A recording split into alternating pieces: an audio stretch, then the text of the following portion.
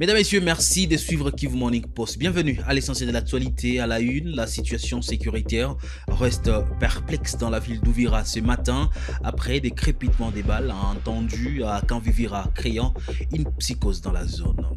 Des civils ont été blessés et des biens pillés lors d'une attaque de miliciens Wazalendo à Biboué, Massissi, incitant la population à réclamer plus de sécurité. C'est tout pour les sommaires après cette virgule, les détails de l'actualité du jour.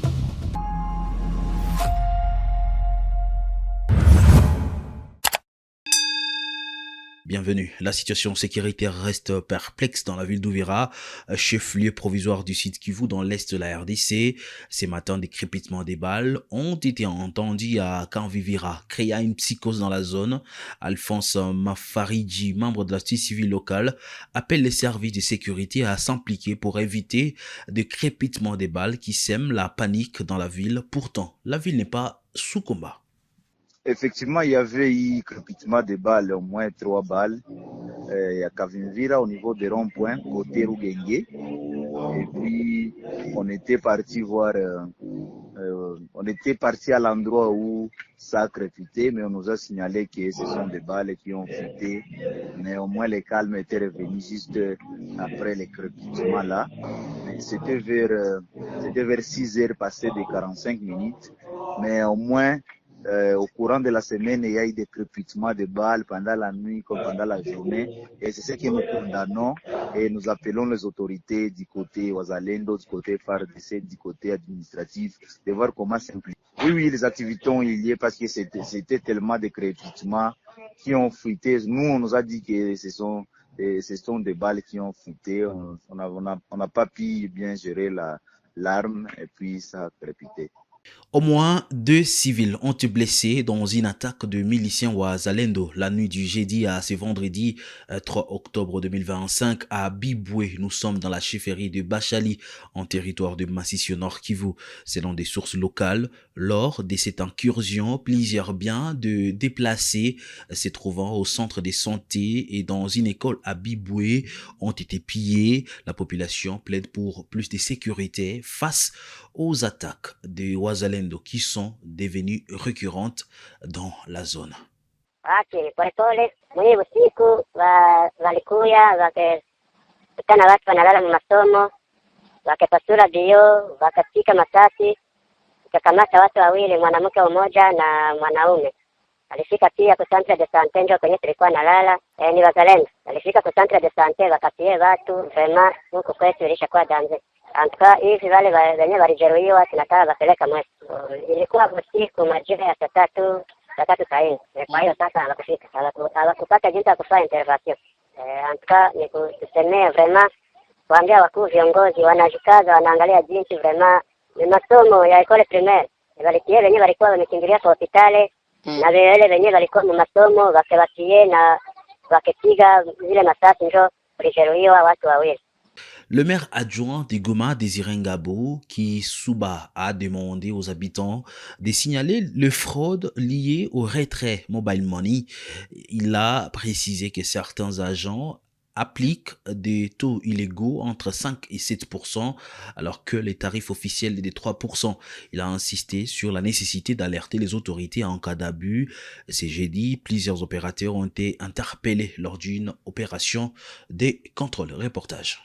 Le maire adjoint Désiré Ngabo Kisuba interdit formellement la retenue des pourcentages plus élevés à chaque transaction d'argent via les réseaux mobiles. Cette décision a été prise ce lundi 22 septembre 2025 au cours d'une réunion qu'il a présidée avec l'expert agent des réseaux mobiles en ville de Goma. Ayant les soucis de mettre de l'ordre dans ce secteur, l'autorité urbaine précise que les agents des réseaux mobiles peuvent retenir 3% pour chaque retrait à l'Equity Bank ou au TMB et 3,5% pour chaque opération de retrait sur les réseaux mobiles, soit sur RTL Money, M-Pesa, Orange Money ou Africell Money, et cela pour les comptes de dollars américains. Aucune retenue de pourcentage n'est autorisée pour les retraits des francs congolais, a dit le maire adjoint Désiré Ngabo Kisuba.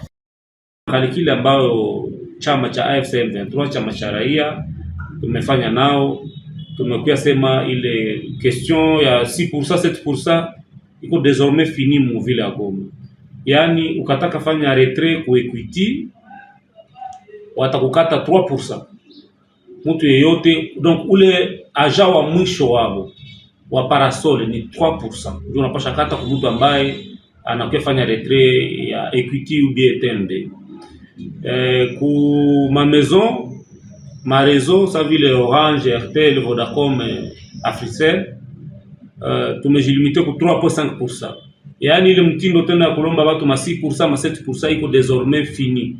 Mtu yeyote ambaye utafika iko na kulomba 6%, 7% ni mwizi na unakuwa kumdenoncer, atafungwa na kuadhibiwa vikali sana. Grande est la satisfaction du côté d'Esper Agent des réseaux mobiles pour M. Prémis Bahati. L'un d'Esper Agent, cette mesure doit être respectée par tous. Ali doit ajouter que les récalcitrants subiront la rigueur de la loi. Kuzungumuza naye, tumeweza kuzungumuza na ametuambia kama kweli chama inaendelea kusikia malalamiko ya raia na kuona madifikulte ambazo tunakutana nazo. Anasema kama kuhusu Equity tuweze kutia sisi wote bei moja ya 3% kwa dola. Tumezungumza pia juu ya franc congolais na ametuambia kama kuhusu franc congolais, kwa sababu franc congolais haiko natoka nje ya province, nje ya eneo ambayo inadhibitiwa na AFC M23.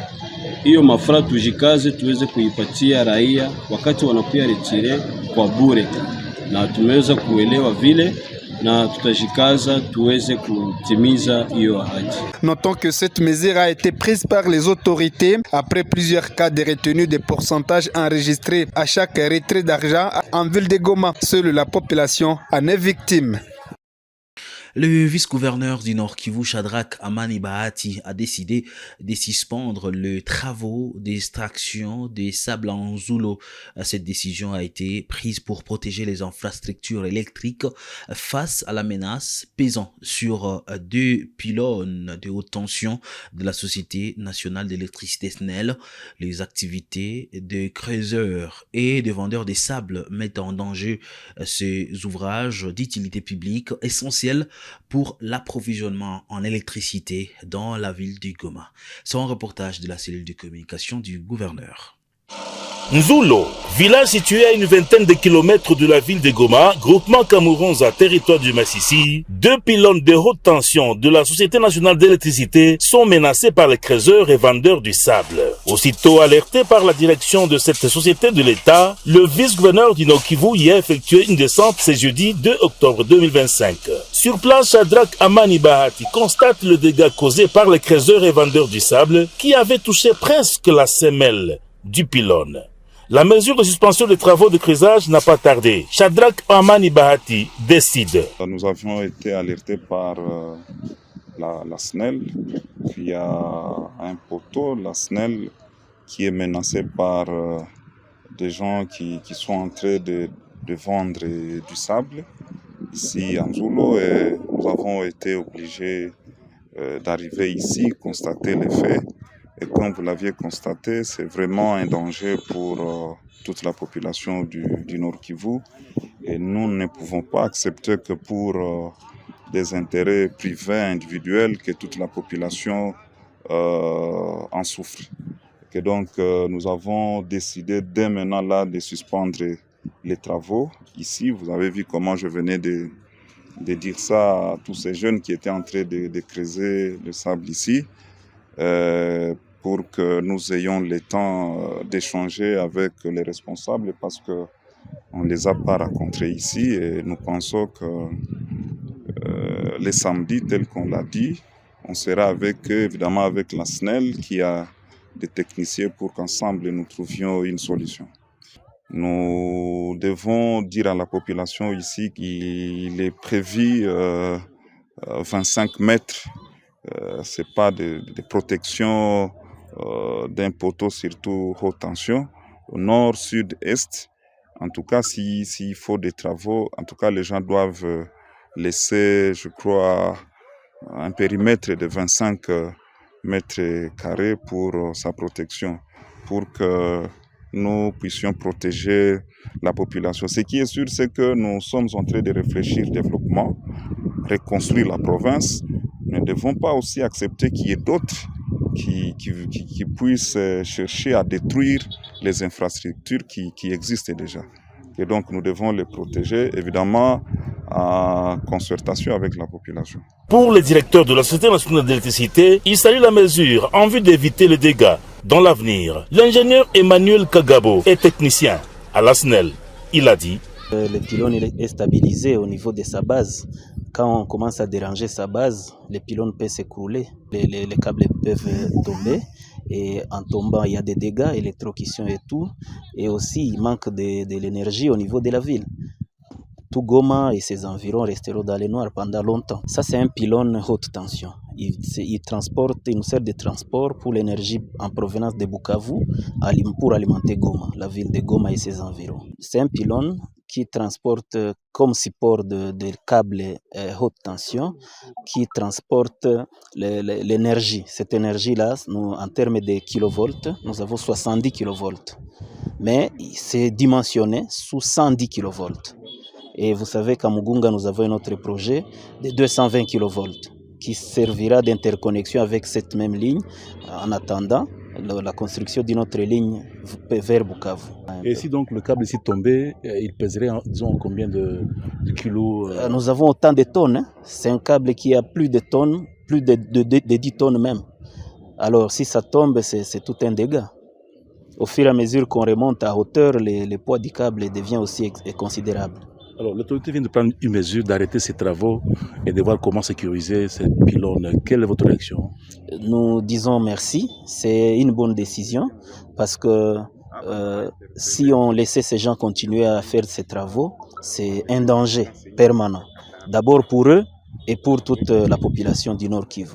Signalons que le notable du village Nzulo, qui n'avait pas été compris, trouve ici une occasion pour sensibiliser sa population à respecter ces infrastructures de la SNEL. La construction d'un ouvrage de protection autour de 25 mètres de périmètre de ces pylônes est une nécessité. Ceci sortira de la réunion prochaine du gouvernement provincial à laquelle prendra part les responsables de la SNEL et l'autorité locale. Rendons-nous à Beni. Le gouverneur militaire du Nord Kivu, Évariste Somo, a lancé les travaux de réhabilitation de l'axe routier Ekuka Mavivi et du boulevard Béou. Ces travaux sont financés par le projet Starest. La population du Nord Kivu, et particulièrement celle de Beni, bénéficie d'un programme consistant à réduire les chômages à travers la construction et la réhabilitation des infrastructures. Il s'agit de l'exécution des travaux de haute intensité de main-d'œuvre et timon en sigle, mis en œuvre par le projet de stabilisation et relèvement de l'Est de la RDC, Starest. En clair, il est question de réhabiliter les tronçons routiers Koukamavivi et le boulevard Béou, respectivement long de 12 km et 2,5 km en ville de Beni. Les travaux de réhabilitation de ces deux voies publiques ont été officiellement lancés par le gouverneur militaire du Nord Kivu, le général-major Évariste Somo, ce mercredi 1er octobre 2025 au quartier Kalinda. Une fois achevée, la route Koukamavivi permettra aux habitants de la partie ouest de la ville de se déplacer facilement vers le nord, sans passer par le centre-ville, comme c'est le cas actuellement. Le coordonnateur provincial du projet Starest, Jean-Claude Kassomo, indique que 375 ouvriers, majoritairement des femmes, ont été recrutés pour exécuter ces travaux. Il ajoute que 375 autres ouvriers, parmi lesquels les ex-combattants, devront rouvrir la route Maboya-Kantine en territoire de Beni très prochainement. Les moyens sont disponibles, les intervenants sont là. Les travaux pourront commencer dès demain déjà pour que d'ici 6 mois au plus tard, nous puissions encore revenir ici pour l'inauguration. Le gouverneur Évariste Somo salue ce projet qui s'inscrit dans la vision du chef de l'État par la création de l'emploi. Et cette action s'inscrit dans la vision du chef de l'État. La réhabilitation de nos axes routiers facilite en même temps la sécurisation de la population, l'accroissement économique de notre milieu, l'acheminement de l'aide humanitaire et beaucoup d'autres avantages. Les femmes et les hommes ouvriers recrutés remercient Starest pour ce travail qui va assurer leur survie pour quelques temps. Le président de la République a remis officiellement 96 Jeep Toyota Land Cruiser 4x4 Parmi elles, 70 vont à la PNC pour renforcer ses capacités opérationnelles. 12 sont attribués aux administrateurs des territoires et commissariats provinciaux et d'autres sont destinés à l'ANER, la DGM, la CPF, la CNC, ALPC, MGS et les CNC. Le commissaire général de la police a également reçu un lot d'armes non létales à antimettre avec un appel à usage responsable. Sous l'impulsion du président de la République, le vice-premier ministre, ministre de l'Intérieur, Sécurité, Décentralisation et Affaires coutumières, Chabani Luko Biango Jacquemin, a procédé ce jeudi 2 octobre à Kinshasa à la remise officielle d'un lot de 96 Jeep Toyota Land Cruiser 4x4. Sur ce lot, 70 véhicules ont été attribués à la police nationale congolaise pour renforcer ses capacités opérationnelles et 12 remis aux administrateurs des territoires ainsi qu'aux commissariats provinciaux des provinces de la Lomami et du Sankourou. Les autres bénéficiaires comprennent notamment l'Agence nationale du renseignement, la Direction générale des migrations, la Commission permanente des frontières, la Commission nationale des contrôles des armes légères et petits calibres, le mécanisme gouvernemental des sécurités ainsi que le Conseil national de la cyberdéfense. Cette dotation vise à améliorer la mobilité et l'efficacité des services placés sous la tutelle du ministère de l'Intérieur ainsi que des responsables territoriaux afin de renforcer leur présence sur les terrains et leur proximité avec la population. À titre symbolique, le vice-premier ministre Chabani a également remis au commissaire général de la police un lot d'armes non létales anti-émeutes en appelant à leur usage responsable, exemplaire et respectueux des droits humains. Et le renforcement de capacité de ces services passe aussi par leur mobilité. C'est ainsi qu'aujourd'hui nous sommes réunis pour la distribution de certains véhicules à différents services. Nous avons déjà eu à organiser certaines livraisons. C'est une étape. Nous allons aussi aujourd'hui remettre à la police nationale un échantillon d'équipement en armement qui va lui permettre aussi de mieux sécuriser nos populations. Il convient de souligner que cette initiative, appelée à se poursuivre avec l'arrivée de nouveaux lots, s'inscrit dans le cadre d'un vaste programme de modernisation visant à doter les services de sécurité, les provinces et les entités territoriales des moyens logistiques adaptés. Lors de sa visite à Boma, le 1er octobre 2025, la première ministre Judith Suminwa-Tuluka a constaté la lenteur des travaux d'assainissement de la rivière Kalamu. Elle a demandé au ministère des ITPR de soutenir le gouverneur pour accélérer les travaux.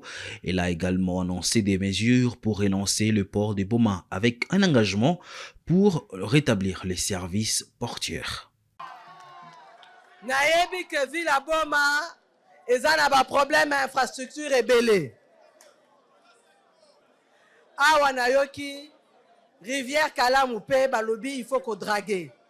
Na moniti sikoyo eloko salamité na pesi instruction na ministre ya infrastructure asala ndenge nyonso to ekoki po apesa gouverneur po atokoka kosala dragage wana avant bambula ekoma makasi pona kokoka soulager population ya Boma. Ya mibale likambo ya port ya Boma. Bana Boma part. Bana Boma part. Nayebi que awa na Boma ba véhicule mingi ezakoya occasion ezakokomela awa na Boma. Tozui décision na conseil des ministres à vendredi ya semaine au likaki. Tolobi photozongisa autorisation pour na ba véhicule ya mais contrôle technique et salama.